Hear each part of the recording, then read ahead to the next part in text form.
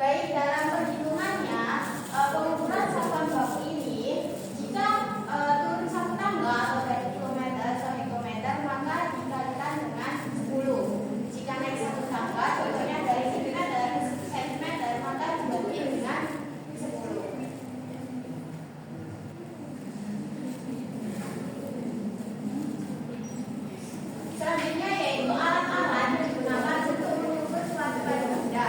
Nah, alat ukur panjang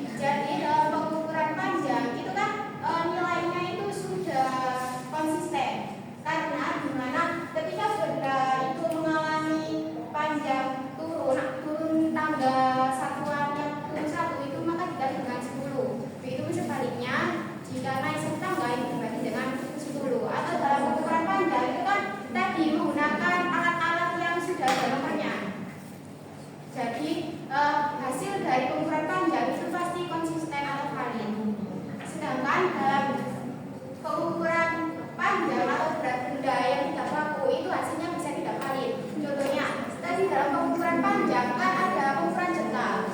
Saya ketika mengukur satu buah spidol ini panjangnya yaitu 1 jengkal.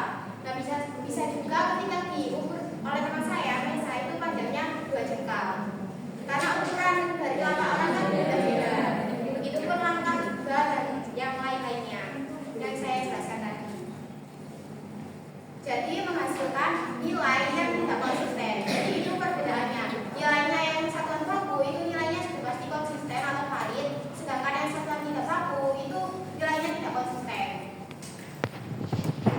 Bisa dipahami?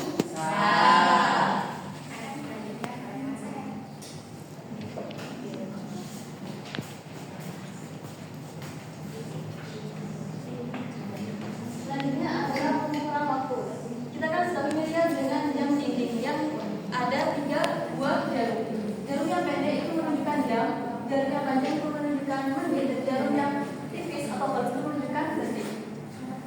1 jam itu setara dengan 60 menit. Jadi ketika jarum pendek itu melangkah 1 angka setelahnya itu sama dengan 1 jam. Sedangkan 1 jam itu setara dengan 60 menit kali. Semisal kita 1 menit itu kan setara dengan 60 detik. Ketika 1 jam itu berarti setara dengan 1 kali putaran penuh jarum pendek yang menunjukkan menit. Bisa dipahami? Coba kita cek ya.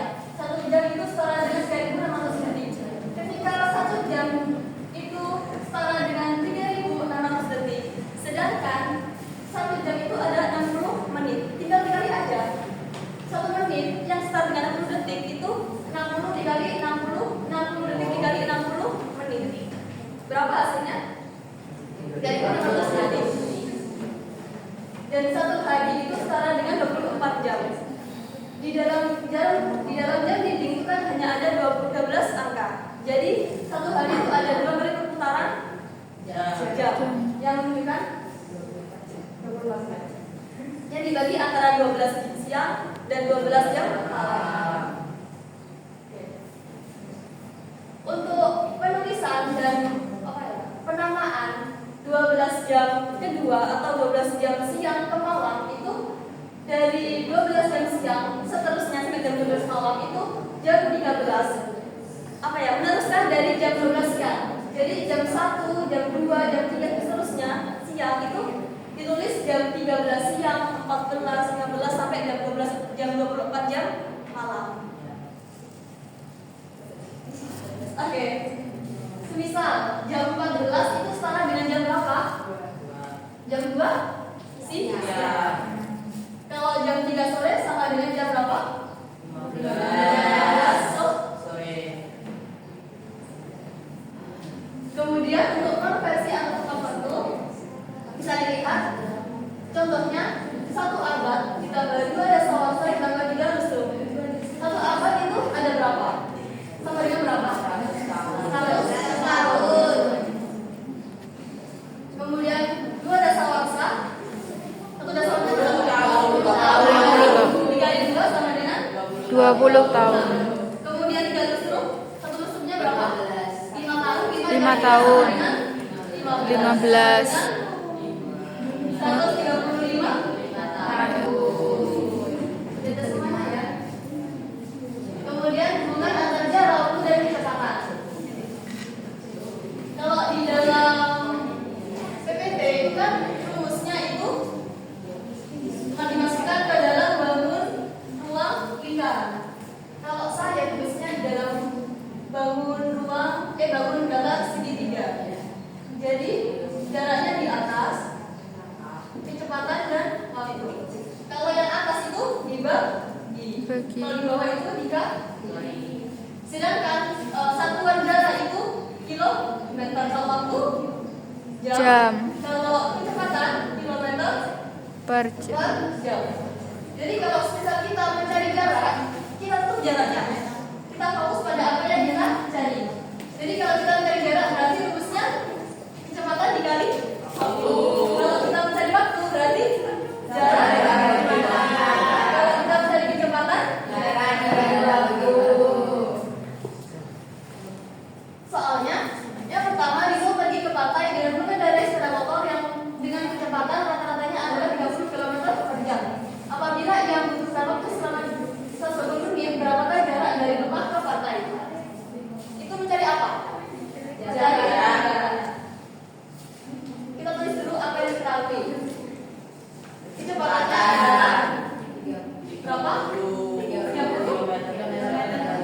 per jam. Kemudian waktunya berapa? 120 menit. 20 menit. Sedangkan yang dicari apa? Jarak.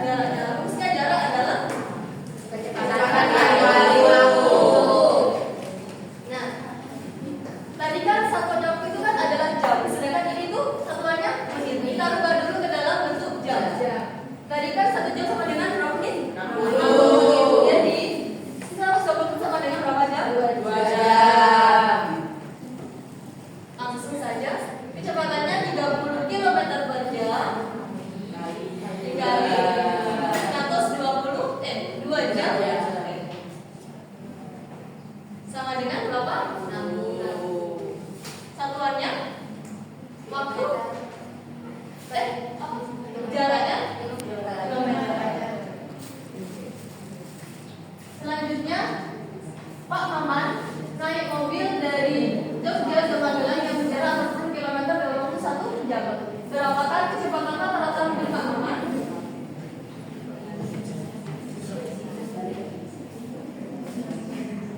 Yang diketahui adalah jaraknya 40 km. Kemudian waktunya adalah 1 jam. Yang kita cari adalah kecepatan.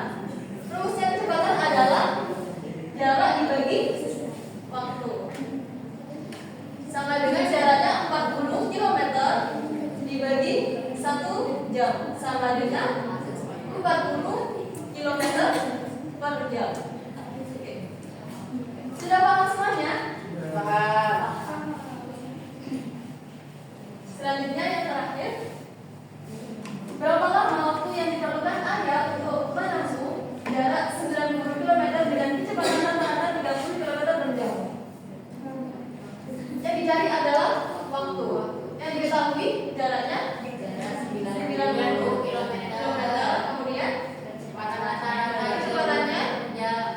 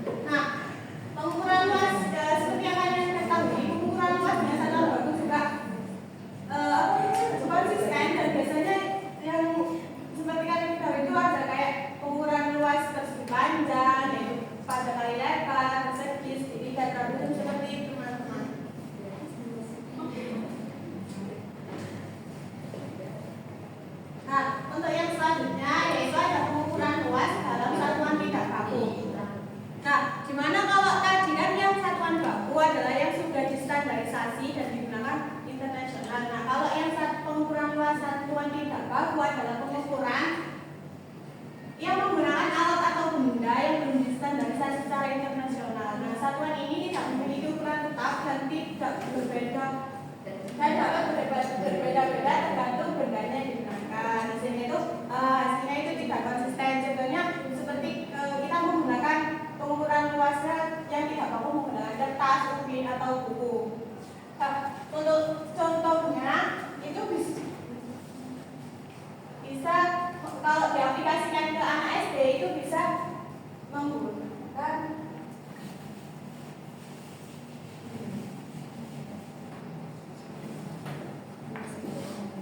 jadi untuk yang pengukuran satuan tidak baku ini bisa nanti anak-anak kita suruh untuk menggambar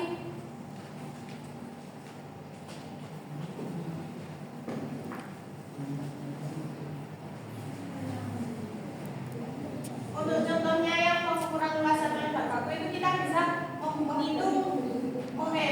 luas daun di mana nanti ada sebuah anak-anak disuruh menggambar di sebuah buku yang kotak-kotak kertas yang berpeta itu. Nah, nanti mereka disuruh menggambar daun. Nah, gimana nanti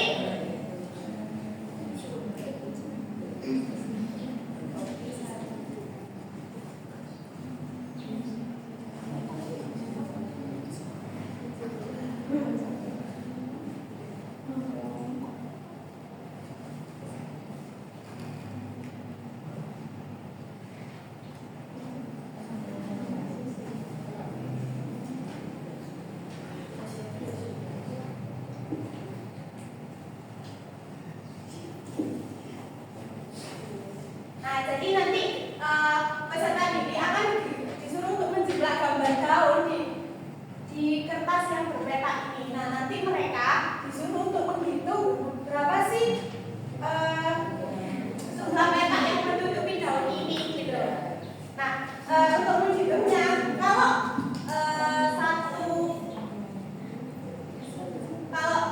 peta ini mengisi setengahnya, kalau sebesar ini kalau ini sampai setengah berarti itu udah dihitung menjadi satuan satu. Tapi kalau seperti ini itu masuk enggak. Makanya tidak setengah. Nah, nanti kita akan menghitung 1, 2 itu luasnya. Nah, jadi dari pengukurannya tidak baku ini nanti mereka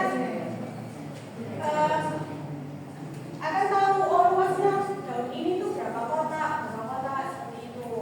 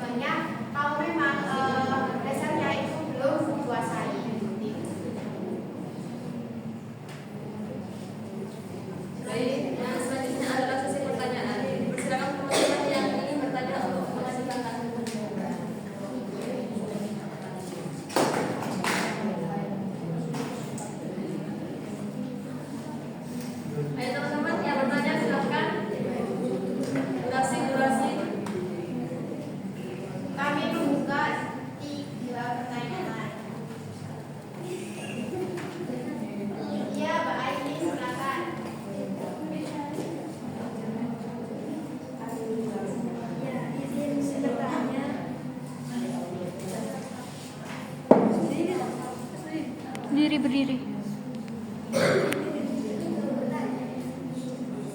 Izin bertanya, perkenalkan nama saya Putri lagi dengan akhiran NIM 028. Untuk pertanyaannya, menurut Anda, menurut para pemateri, bagaimana cara mengevaluasi keberhasilan pembelajaran mengukur di kelas yang tidak hanya mengandalkan hasil dari tes tulis? Apakah sudah dipahami atau mau diulang?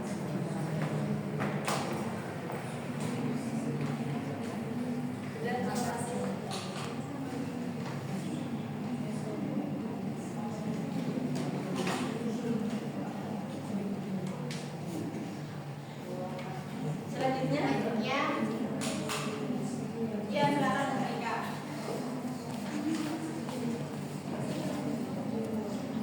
Perkenalkan, saya Ika Priya Rahman dengan akhiran NIM 018. Saya izin bertanya, tadi kan sudah dijelaskan tentang pengukuran luas dan satuan tidak baku. Bagaimana cara Anda menghubungkan konsep pengukuran luas dan satuan tidak baku ke kehidupan sehari-hari siswa? Berikan contoh nyata bagaimana konsep ini dapat diterapkan dalam kehidupan sehari-hari.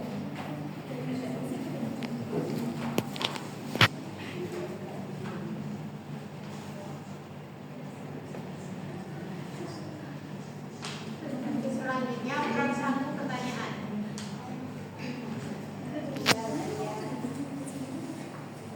Baik, perkenalkan nama saya Amalia dengan akhiran NIM 026. Izin bertanya, tadi kan sudah dijelaskan tentang permasalahan siswa dalam memahami perbedaan satuan. Mungkin apa sih faktor yang menyebabkan siswa itu mengalami kesulitan dalam membedakan antara satuan panjang sentimeter dan kilometer? Lalu bagaimana cara yang efektif untuk mengajarkan perbedaan itu kepada mereka?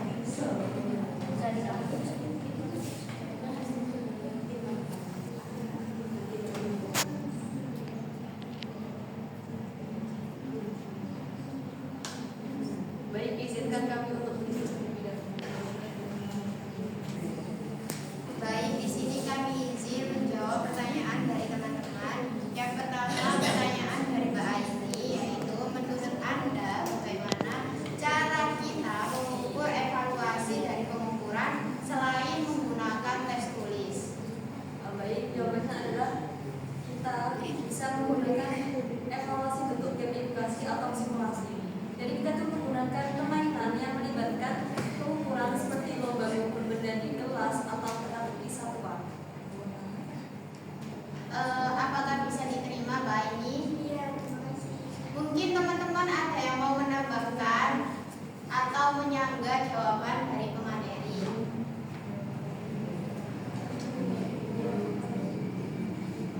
Tidak ada. Baik, saya lanjut ke pertanyaan kedua. Pertanyaan dari Mbak Ika, yaitu bagaimana cara Anda menghubungkan satuan luas tidak baku dalam kehidupan kita? Berikan contohnya. Akan dijawab oleh Mbak Ika.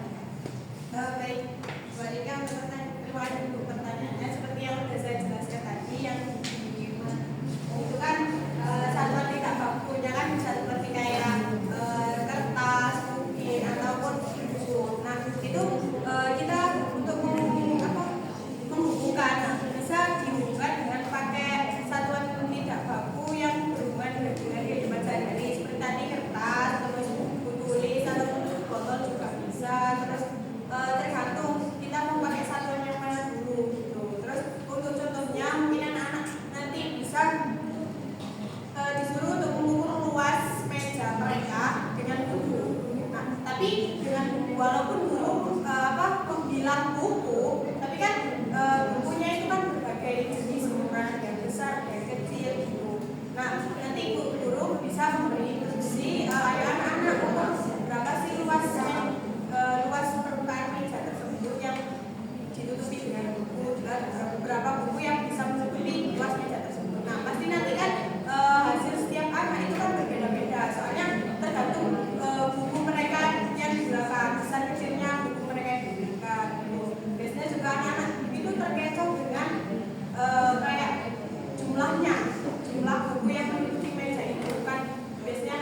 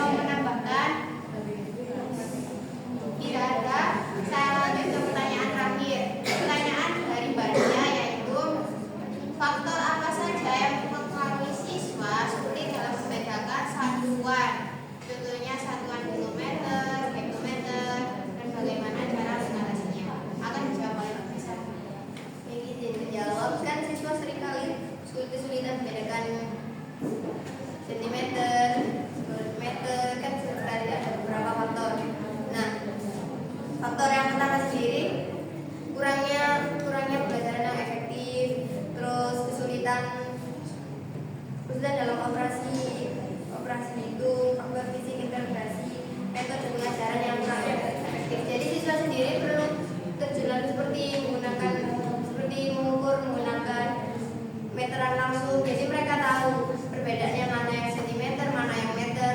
Terus bisa menggunakan peragam media pelajaran lainnya agar mereka lebih nggak sekedar mereka tahu tentang dibacanya aja, jadi mereka tahu tentang oh jadi ini gitu. Seperti itu faktor-faktornya mungkin ada. Ya, jadi sebenarnya faktornya itu bisa melalui dua. Yang pertama yaitu faktor internal dan faktor eksternal. Nah, faktor internalnya itu biasanya dari kemampuan siswa. Kan kemampuan siswa kan berbeda-beda. Nah, pasti cara memahaminya itu berbeda-beda sehingga mereka sulit untuk membedakan antara satuan tersebut. Kemudian yang kedua dari faktor eksternalnya, mungkin dari gurunya itu sulit atau tidak tahu cara menyesuaikan bagaimana metode atau cara mengajar satuan tersebut dengan karakteristik peserta didiknya. Nah, untuk mengatasi hal tersebut itu guru bisa menyesuaikan materi yang diajarkan dengan metode dan lain-lainnya dengan karakteristik siswa, sehingga siswa mudah untuk memahami perbedaan dari satuan-satuan tersebut. Atau juga bisa menggunakan media alat bantu, contohnya media alat tenaga, sehingga siswa itu dapat membayangkan secara langsung melalui visual yang telah dibawa oleh gurunya tersebut. Bisa diterima Mbak Lia?